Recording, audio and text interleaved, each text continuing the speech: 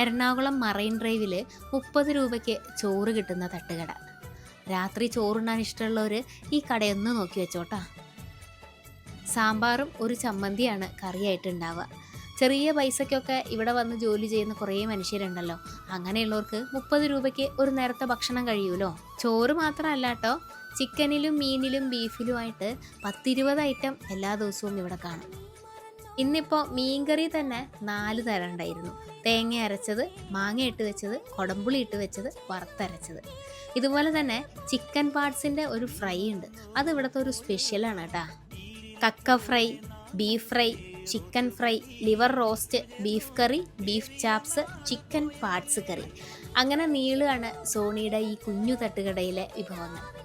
ഇവിടെ ഒരു സ്പെഷ്യൽ കപ്പ ബിരിയാണി ഉണ്ട്. ബീഫ് ഫ്രൈ ചേർത്തിട്ടാണ് നമുക്ക് കപ്പ ബിരിയാണി അടിച്ചു തരിക. അതൊരു പ്രത്യേക സ്വാദ് തന്നെയാണ് കേട്ടോ.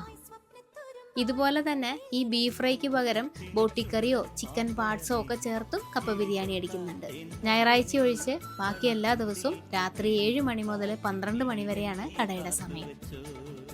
എറണാകുളം ജില്ലയിൽ മറൈൻ ഡ്രൈവിൽ കുട്ടപ്പായി റോഡിലോട്ട് കയറുന്നോടത്ത് തന്നെയാണ് സോണിയുടെ തട്ടുകടയുള്ളത്.